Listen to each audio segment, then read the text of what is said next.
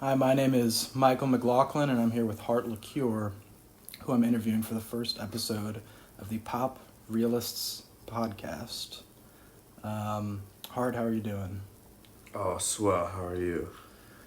I'm all right. Just testing out the new podcast format, the new hosting. A podcast format is a new format for me to give a go. So would you like to dive right in? Yeah. Why do you like art? Well, let me rephrase that. Why do you like art?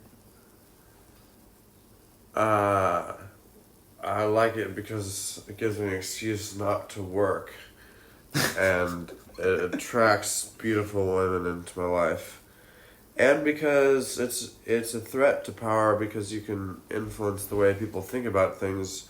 If you can tell them, you see that thing over there, this is how you should feel about it. Yeah. That's why great art is always a threat. Yeah. Now, would you say that art is better when it's transgressive, progressive, or is there a difference? I think it's best when it's aggressive. Yeah. Fuck yeah. I think we should destroy the art that lies in our path and create better art that serves more of a purpose for society. Yeah. I think a lot of my favorite art is I've been really getting into Renaissance religious iconography, and I think when the full range of human experience is captured, you can do a lot with that. You can make people feel a lot, and you can, convince people of certain things like what we need to go after, what power is good, what power is evil, what well, look at me getting kind of meta. Do you prefer progressive or transgressive art? Aggressive regardless. I think transgressive probably because I think it's good to be crossing lines and it's good to be testing the limits of what's permissible to say. Okay. And it's a lot of progressive art is just, oh, no one's ever done this before, therefore it's valuable, which is kind of silly. Yeah. Novelty on its own is just a shtick. I think that's what we kind of saw with like post-structuralism and then postmodernism is that if you take the format to its conclusion, you get I'm thinking of visual arts here, but you get kind of like Dadaism, which is everything all at once, and just because your canvas is bigger doesn't make your piece any better. I agree. Now, final question before we wrap a little bit. Who do you write most about?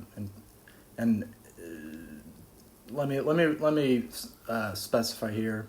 I don't mean which specific person. I don't mean what group of people. Answer this how you want to answer it. Who do you write the most about? I write the most about the people that appeal to me and then also the people that disgust me, the people that I have the strongest positive or negative feelings about.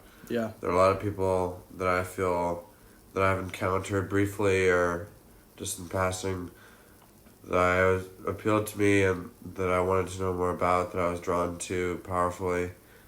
Yeah. And then there have been people that we all know about or people that I've encountered that make me want to throw up in my mouth. And those are the types of people I write about. Yeah. Would you say that you're... Now, I'm a fan of your poetry. I don't know how many of my listeners have read your stuff. Would you say you prefer writing about those you love or those you hate? Or are disgusted by, rather? I prefer writing about those that I want, which is different than love. Yeah, okay. Would you be willing to perform one of your newer poems? Sure. I'll grab it from the bookshelf real quick. Sure.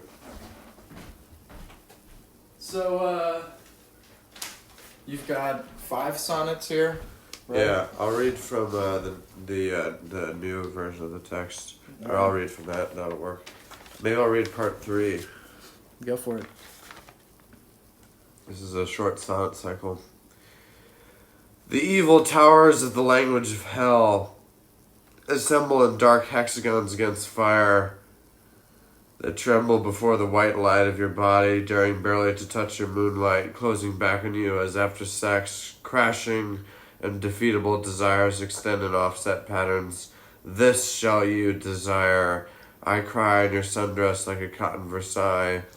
For our betrayed moonlight, now it's just white. I met the white light in a demon girl. I know you came from nowhere because no one from nowhere can disappear, leaving me ridiculous on the beach of the permissible. God forbid I ever look at that light again. Now, what the hell is that all about? Well, that's kind of a confluence of the detestable and the desirable. Yeah. A sense that we are sold things that we're supposed to desire by that which we actually detest. And if we actually knew where our desired objects of our desire came from, what they actually represented, we would just hate everybody. So we have to have things disguised for us, otherwise we wouldn't eat our Cheerios. Yeah. You need some sugar to make the medicine go down, so to speak. Yes. Now, I have a further question about that. You told me that you had an experience recently that gave you some of the some of that imagery. Would you like to speak about that? Yeah. I had a visions following someone I met while traveling. So I met someone while traveling several days ago, about a week ago actually, and then I processed that information with psychedelics and received visions of hell and paradise all at once. Hell kind of enclosing and circumscribing paradise.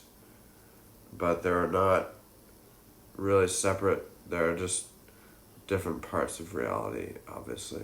Yeah. Now, when you are dead and gone, as we all will be one day, what will your genre of poetry be titled? I think industrial surrealism, I've often thought. Industrial surrealism. I'd call my art industrial surreal. Well, I mean, I call it pop realist, but, industrial in that it is made from an iPad for the most part. Yeah. In industry, and surrealism is in the images are... It's also about the way that you process information. You don't just deliver the information, you process it heavily. You mix it together in a very refined process. Yeah, and I think you get a lot more mileage from your art when you make someone figure it out for themselves instead of telling them this is the point. Sometimes you can just drape it in irony, and that'll make the medicine go down and make the point real obvious. But irony itself is still something you need to process. Yeah, it is. Because there's a difference between knowing something and feeling something. Right. Like, I had this one drug experience a long time ago. I don't do drugs anymore. Where I realized that a beehive is one organism rather than a collection of organisms. And I told a friend about this experience that I had while on acid. And he's like, well, Michael, everyone knows that. And I'm like, yeah, but he stumped me, but what it is there's a difference between knowing something and feeling something to be true. Yeah, that's true. It's true. Now that is all the questions I have prepared. Do you want to ask me any questions? What happened to the TV? I punched my TV and broke it. Only half of it works now. It is karmic retribution the universe has doused me in. I'm half blind when I play Red Dead Redemption 2 because I have lived my life half blind. Yeah, I think a lot of us do. You are half blind. I am. You have one eye. You see perfectly well, but there's perception. It's a matter of perception. For those of you who don't know what Hart Liqueur looks like, I've painted him several times. You can check out my Instagram page and just keep scrolling until you see a swarthy gentleman with an eye patch. Hart, this was a lovely interview. Any closing thoughts? Her life was in your hands. What? Don't put that on me. Yeah, no. The Big Lebowski is paused. We have subtitles on. All right. Pop Realist Podcast. Not purchasing power per capita. PPP. Hart, I love you, buddy. Hope to have you on in the near future. You. Let me take that back. Hope to have you on again in the near future.